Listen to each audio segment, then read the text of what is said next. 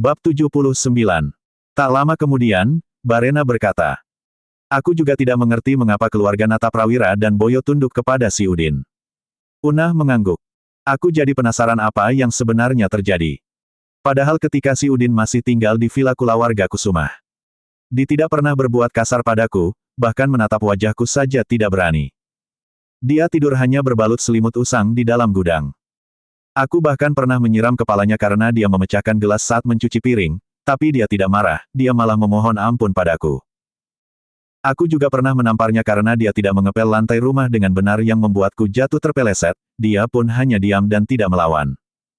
Kenapa sekarang dia bisa menjadi orang yang sangat kasar, jahat dan tidak punya perasaan? Semua orang malah menghormatinya, bahkan ada yang memanggilnya Pak, Guru atau Aden. Firman sangat kaya, tapi si Udin telah membuatnya impoten. Memang bajingan. Aku harus memberitahu Firman apa yang terjadi di sini. Aku akan mengajak dia untuk membalasnya. Rasa malu ini harus aku kembalikan kepada si Udin, kata Barena. Warni mengantar Udin ke pasar sayur sesuai permintaannya. Terima kasih sudah mengantarku, kata Udin setelah keluar dari mobil Warni. Warni mengangguk dengan perasaan campur aduk karena tidak tega melihat Udin hendak memasuki pasar tradisional untuk membeli sayuran. Hati-hati Pak. Aku yakin kamu pasti sering merasa lelah akibat pekerjaanmu. Jangan ragu datang ke Brilliant Club untuk beristirahat dan menghibur diri. Hubungi aku jika membutuhkan teman. Aku pasti ke sana jika ada waktu, kata Udin sambil tersenyum. Warni tidak buru-buru pergi, melainkan memperhatikan Udin yang masuk ke dalam pasar hingga tak terlihat lagi. Warni menarik napas panjang, air matanya tak terasa jatuh dari pelupuk matanya. Ada perasaan yang sulit diungkapkan di hatinya. Warni merasa kasihan dengan nasib Udin. Padahal Ichi hanyalah orang biasa yang sederhana. Rasanya tidak pantas dilayani oleh Udin yang menurutnya sangat luar biasa. Meskipun cantik, Ichi juga tidak cerdas. Pendidikannya hanya S1 di dalam negeri sementara prestasinya juga buruk. Berbeda dengan Warni, lulusan S2 cum laude dari Universitas Harvard di Amerika. Dari segi temperamen dan etika, Ichi masih jauh jika dibandingkan dengan Warni. Mengapa Udin tidak bisa melepaskan Ichi? Hanya Udin yang tahu alasannya. Meskipun belum menjadi patriark. Namun Warni telah dipercaya untuk menjalankan separuh dari seluruh bisnis yang dimiliki keluarga Nataprawira. Setiap jenis bisnis yang dijalankannya tidak pernah gagal, bahkan semakin maju. Sementara Ichi, yang merintis usaha tanpa modal, mengandalkan kemampuannya sendiri. Usahanya bisa berjalan pun berkat jasa besar Udin yang diam-diam membantunya. Wajar jika Warni cemburu. Ichi memang kalah dalam segala hal, tetapi ia mampu mendapatkan suami yang baik, mencintainya, dan rela berkorban demi melindungi Ichi. Sebelumnya, Warni tidak pernah merasa cemburu kepada siapapun. Karena ia terlahir dari keluarga kaya yang hartanya tak akan habis hingga 7 generasi. Baru kali ini Warni merasa cemburu kepada Ichi. Seharusnya pria seperti Udin hanya cocok untuknya, bukan untuk Ichi. Memikirkan hal itu, tekad Warni semakin kuat, ia harus bisa mendapatkan Udin dengan cara yang sehat tanpa menyakiti hati Ichi. Ia harus mampu menahan perasaannya terhadap Udin, namun harus meninggalkan kesan yang baik di hati Udin, tidak boleh menyinggung perasaannya, menjaga sikap di hadapannya, hingga perasaan sayang itu akan muncul dengan sendirinya. Udin harus berbalik mencintai Warni. Jadi, tidak ada pihak yang merasa terpaksa atau tertekan jika Udin yang memulai. Pulang dari pasar, Udin langsung memasak. Mardi sudah ada di rumah. Ketika Ichi kembali, semua makanan yang dimasak Udin sudah tersaji di meja makan. Karena masih menunggu Lastri, mereka bertiga mengobrol dulu di ruang tamu. Maka ketika Lastri tiba, semua orang pindah ke kursi di meja makan. Mereka melanjutkan makan bersama dengan gembira. Hari ini, ibu menang 70.000, kata Lastri bangga. Ya, tapi berapa kali kamu kalah? Kata Mardi sinis. Bu, menurut saya, menang atau kalah, hasilnya tetap tidak akan sebanding dengan kerugian jika ibu tertangkap polisi, kata Ichi. Ibu bukan orang bodoh, ibu dikenal sebagai ratu judi. Jika ibu bodoh, mungkin sudah sejak lama ibu tertangkap. Lagi pula, ibu tidak berjudi di tempat terbuka atau di tempat umum, dan selalu berpindah tempat dari rumah teman ke rumah teman lainnya, bergilir seperti arisan, kata Lastri. Semua orang tidak ingin bicara lagi, percuma saja melanjutkannya, karena jika terus dilayani bisa berujung pada perdebatan panjang yang berujung pertengkaran. Saat sedang makan, ponsel Ichi berdering, ada pesan Wa. Setelah membacanya, Ichi menelepon Udin. Kang, kamu tidak akan kemana-mana besok. Tidak, aku hanya pergi ke pasar 2 kali dalam sehari, dini hari dan siang. Ada apa? Jawab Udin sambil menambahkan merica halus ke dalam supnya. Elsa baru saja memberitahuku, dia sudah memesan bungalau di pemandian air panas Sariater. Dia ngajak aku. Bisakah kamu ikut bersama kami? Tanya Ichi menjelaskan. Mandi air panas. Kenapa aku harus ikut? Tanya Udin sambil tersenyum. Jaraknya terlalu jauh Kang, itu sudah masuk daerah Subang. Ada di luar kota, kami khawatir ada apa-apa jika tidak ada pria yang menemani. Lagi pula bungalau yang dia pesan memiliki 2 kamar tidur. Jadi jangan sungkan meskipun harus bermalam, jawab Ichi. Lastri membanting sendoknya ke meja. Bermalam. Artinya kalian akan pergi selama 2 hari. Tidak bisa. Siapa yang akan masak di rumah? Siapa yang akan membersihkan rumah? Udin tidak boleh ikut. Bu. Elsa yang ngajak kami, apa ibu tidak khawatir jika kami perempuan berangkat hanya berdua? Kata Ichi. Lastri melotot ke Ichi. Aku tidak percaya sama si Udin, seorang laki-laki menemani 2 perempuan cantik. Seharusnya kamu yang khawatir, meskipun berbeda kamar, apa kamu tidak takut jika si Udin berbuat jahat sama Elsa ketika kamu terlelap? Udin yang mulutnya penuh nasi tersedak, ia hampir memuntahkan makanannya. Namun segera dicegah dengan menutup mulutnya memakai telapak tangannya. Udin menggeram dalam hati. Sialan. Aku yang sudah menikah resmi dengan Ichi saja belum berani menyentuhnya. Padahal tiap malam tidur sekamar, dan Ichi juga masih belum mau tidur satu ranjang denganku. Bagaimana mungkin aku berpikiran berbuat jahat kepada Elsa? Bu. Aku dan Kang Udin sudah menikah. Elsa juga tahu itu. Kami bukan anak kecil lagi, kami tahu batasannya dan tahu membedakan perbuatan benar dan salah, kata Ichi. Lastri berdiri tidak melanjutkan makannya. Lalu berbicara lagi. Di mana-mana laki-laki sama saja. Meskipun sudah punya istri, jika ada kesempatan, pasti akan berbuat macam-macam. Meskipun si Udin tidak memulai, bisa saja Elsa yang memulainya. Ichi pun berdiri. Bu. Ibu sudah tua, tapi pikiran ibu seperti anak kecil. Jika Elsa mendengar apa yang ibu katakan, pasti dia tidak akan bisa menerimanya dicurigai seperti itu. Nanti kamu juga akan rasakannya, betapa khawatirnya seorang ibu menghadapi situasi seperti ini jika kamu punya anak perempuan, kata Lastri sambil menggebrak meja. Sudahlah Bu. Pokoknya besok aku tetap akan pergi dengan Kang Udin, tidak ada yang bisa melarangku, kata Ichi sambil duduk kembali untuk melanjutkan makan. Terserah. Tapi jangan menyesal apalagi nyalahin ibu jika terjadi apa-apa, kata Lastri. Lalu Lastri menatap Udin. Udin. Besok dan lusa kamu temani ibu saja ke tempat ibu bermain judi. Nanti ibu kasih 20.000 sehari. Udin tertawa, lalu menggoda Lastri. Bu. Aku nggak bisa berkumpul sama nenek-nenek. Aku kan diajak Ichi, aku ingin merasakan menjadi Arjuna, pergi berlibur dengan 2 wanita cantik. Ichi mencubit paha Udin. Tapi Mardi tertawa sampai makanan tersebut dari mulutnya karena kelepasan tertawa. Awalnya Udin juga enggan pergi dengan Ichi. Sebab Elsa sudah pernah menyatakan cintanya. Pasti diam-diam ia akan mencari kesempatan buat merayu Udin kembali. Tapi jika harus menemani Lastri, jelas Udin juga tidak mau. Lagi pula Udin ingin membuktikan kepada Lastri jika kecurigaannya salah. Udin sebenarnya lebih waspada terhadap Elsa, jadi mana mungkin Udin berbuat jahat padanya. Justru Udin ingin memanfaatkan momen ini untuk mengenal lagi Ichi lebih dekat. Meskipun Lastri marah kepada Udin, tetapi ia takut Udin dan Ichi akan mengancamnya kembali pindah ke Bougainville. Akhirnya Lastri bergegas menghampiri Mardi yang masih tertawa untuk melampiaskan kekesalannya. Wajah Mardi disiram dengan air minum. Kemudian Lastri pergi masuk ke kamar. Mardi langsung terdiam kemudian menggeringkan wajahnya dengan serbet. Kang, Sariater itu masih anak perusahaan dari Padma Hotel.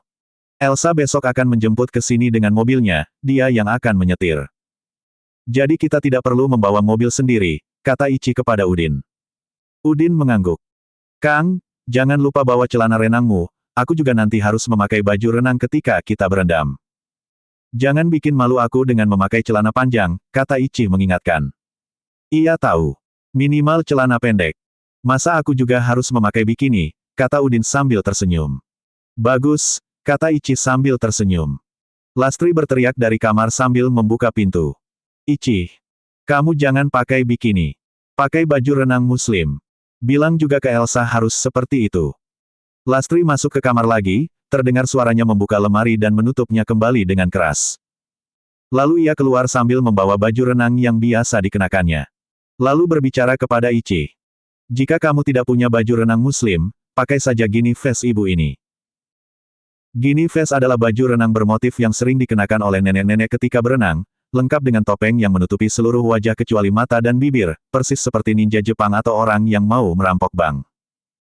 Jika perempuan memakai baju renang seperti itu, seluruh tubuhnya akan tertutup rapat seperti mumi, secantik apapun dia, tetap saja akan terlihat seperti mumi. Bu, kenapa ibu nggak ngasih aku karung goni aja? Ibu memang keterlaluan, kata Ichi tidak senang. Ibu cuma ingin melindungi kamu dan Elsa dari si Udin, jangan salah paham, jawab Lastri. Udin mulai kesal, karena perkataan Lastri menunjukkan bahwa ia masih belum bisa menghormati Udin. Lastri tidak menyadari bahwa ia hampir menjadi korban Jujun dan Junaedi meskipun Lastri tidak mengenakan bikini pada saat itu. Jadi masalah niat buruk sebenarnya bukan bergantung pada jenis pakaian yang dikenakannya. Tapi murni dari niat jahat seseorang.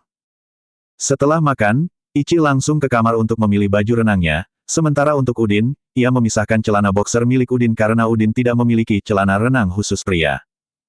Keesokan harinya, Elsa menelepon dan mengatakan bahwa ia telah menunggu di luar.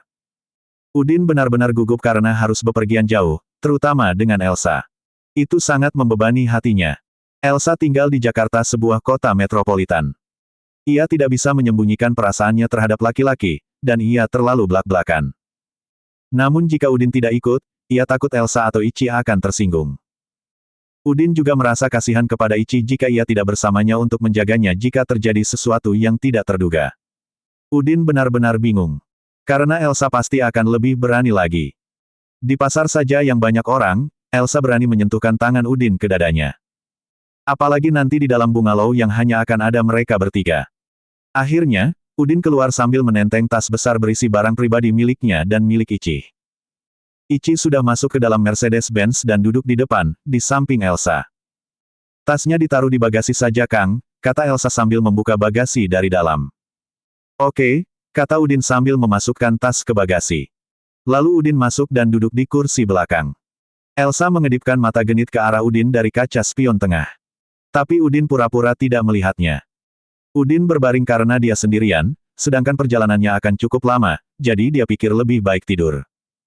Elsa tahu kenapa Udin berbaring, pasti ia sengaja menjaga jarak karena ada Ichi di sana. Elsa tahu Udin sebenarnya tidak senang. Namun Elsa tidak akan menyerah, ia akan terus menggoda Udin, hingga Udin mau menerimanya.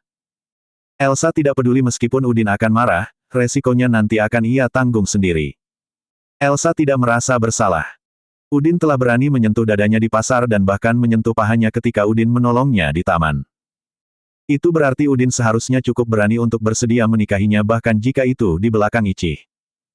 Karena menyentuh bagian penting dari seorang perempuan sama saja dengan telah mencemarkan nama baiknya. Udin harus bertanggung jawab akan hal itu. Mobil melaju ke arah utara kota Bandung, menyusuri jalan pegunungan yang berkelok-kelok. Setelah hampir 2 jam, mobil itu akhirnya tiba di gerbang masuk Resor Sariater, yang terletak di kaki Gunung Tangkuban Parahu dan dikelilingi oleh perkebunan teh yang indah. Hari ini musim liburan, pengunjungnya benar-benar ramai, kamar-kamar sudah penuh. Untungnya Elsa telah memesan sebuah bungalow sebelumnya. Jadi dia tidak perlu khawatir tidak bisa menginap. Meskipun bukan suite. Di bungalow lebih baik, privasinya tidak akan terganggu oleh pengunjung lain. Tempat parkirnya juga penuh, sulit menemukan tempat kosong untuk memarkir mobilnya. Setelah berkeliling cukup lama, Elsa akhirnya menemukan tempat kosong yang cukup besar untuknya parkir. Elsa maju sedikit, lalu berniat masuk dengan cara mundur. Tepat saat ia hendak mundur, sebuah mobil sport Maserati dari belakang langsung melaju masuk ke tempat parkir yang hendak dituju oleh Elsa. Elsa jelas sangat terkejut hingga lupa menginjak rem, ekor Mercedes-Benz milik Elsa akhirnya menabrak sisi kiri Maserati tersebut. Karena Maserati tersebut berada di posisi menyamping dan melaju, jelas meninggalkan goresan yang panjang di bodi mobil tersebut. Elsa berteriak marah karena merasa ada yang mencuri tempatnya. Maka ia pun memundurkan lagi mobilnya sedikit lebih kencang, Maserati yang awalnya hanya tergores itu akhirnya penyok cukup dalam. Dari dalam Maserati, seorang pemuda berjaket kulit keluar. Rambutnya disisir rapi seperti Elvis Presley. Mobil itu rusak parah, melihatnya pemuda itu langsung pucat. Kemudian ia menghampiri mobil Elsa sambil menggedor kaca jendela. Keluar. Dasar orang miskin. Apa kamu buta hingga tidak bisa melihatku? Aku sudah masuk ke dalam parkiran, kenapa kamu masih memaksa mundur? Elsa juga sama kesalnya, langsung membuka pintu lalu keluar dan mendorong dada pemuda itu. Kamu ngomong apa? Kamu yang mencuri tempat parkirku malah kamu yang marah-marah. Memalukan. Pemuda itu terkejut, karena yang keluar ternyata seorang perempuan cantik yang langsung memakinya. Oh, ternyata dikendarai perempuan. Tidak aneh, perempuan memang tidak tahu aturan. Tapi kamu harus tahu, mobilku aku beli 3 miliar, sekarang rusak olehmu. Kamu harus tanggung jawab. Elsa melotot. Hei, kamu waras. Tadi aku sedang mundur, tapi kami langsung masuk. Yang sebenarnya tidak tahu aturan siapa. Mobilku juga rusak. Pemuda itu maju sangat dekat, dadanya hampir menyentuh dada Elsa sambil melotot. Jadi kamu tidak mau tanggung jawab. Dasar jalang. Kata pemuda itu sambil menjambak rambut Elsa. Bangun Kang, Elsa bertengkar di luar, kata Ichi sambil mengguncang-guncang tubuh Udin yang tertidur nyenyak di jok belakang. Lalu Ichi keluar untuk membela Elsa. Melihat seorang wanita cantik keluar lagi dari mobil. Pemuda itu melepaskan rambut Elsa dan menghampiri Ichi. Wah, kamu ternyata lebih cantik. Baiklah, jika mobilku tidak diganti, kalian berdua harus menemaniku tidur malam ini. Masalah ini tidak akan aku perpanjang, kata pemuda itu sambil hendak membelai pipi Ichi. Namun, sebelum ia sempat berkedip, pergelangan tangannya dicengkeram oleh Udin yang baru saja keluar dari pintu belakang. Siapa orang miskin ini? Ingin matikah? Kata pemuda itu dengan suara keras kepada Udin. Wajar jika ada dua mobil bersinggungan di tempat sesempit ini. Keduanya juga rusak. Tidak perlu sampai ingin menghinakan perempuan. Masalah bisa diselesaikan dengan cara yang baik-baikkan. Kata Udin sambil melepaskan genggaman tangannya dari tangan pemuda itu. Apanya yang wajar? Mercedesnya paling hanya 700 juta. Sementara Maseratiku 3 miliar, apa kau sanggup menggantinya? Dasar orang miskin. Kata pemuda itu. Udin mengerutkan kening sambil melihat posisi kedua mobil. Karena sebetulnya Udin tidak tahu apa yang sebenarnya telah terjadi, ia hanya menebak dari perdebatan sesaat antara pemuda itu dengan Elsa ketika Udin masih tertidur sebelum dibangunkan oleh Ichi. Lalu Udin berkata, jika dilihat dari posisi mobil dan kerusakannya, jelas kamu yang salah mengambil tempat parkir orang lain, kenapa kamu harus minta ganti rugi? Mobil mahal berhak parkir duluan, mobil murah harusnya mengalah. Orang miskin seperti kalian memang tidak tahu aturan, kata pemuda itu. Udin tersenyum. Panggil polisi saja, biarkan polisi yang menilai siapa yang salah. Karena aku sedang tidak ingin bertengkar. Dasar orang miskin. Jika tidak ada yang mau mengganti kerusakan mobilku, berarti kamu harus mati. Kau pilih yang mana? Kata pemuda itu.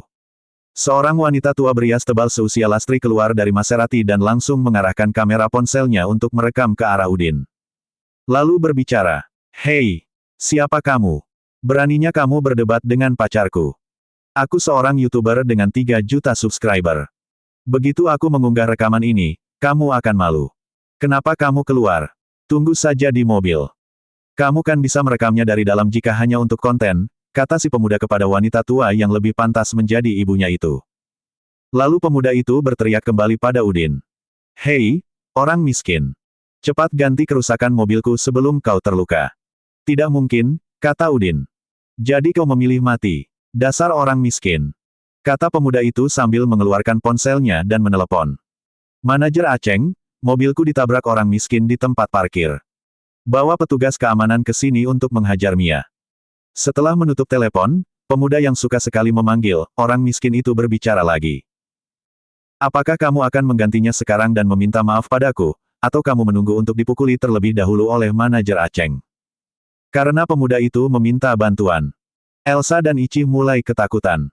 Maka Elsa bertanya. Kalau aku harus menggantinya, berapa yang kamu minta? 1 miliar. Kata pemuda itu. Apa? 1 miliar. Elsa marah.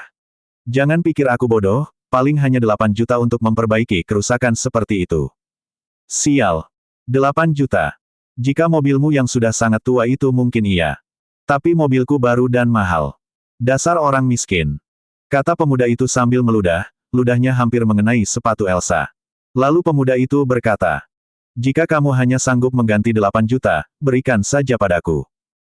Tapi itu artinya kamu masih punya utang 992 juta, dan sebelum kamu bisa melunasinya, Mercedesmu akan menjadi jaminan. Berikan kuncinya padaku. Kamu ingin memerasku. Elsa geram. Aku akan menelpon polisi, kata Ichi sambil mengeluarkan ponselnya. Telepon saja, aku tidak takut, jawab pemuda itu sambil mengedipkan mata genit kepada Ichi. Bersambung.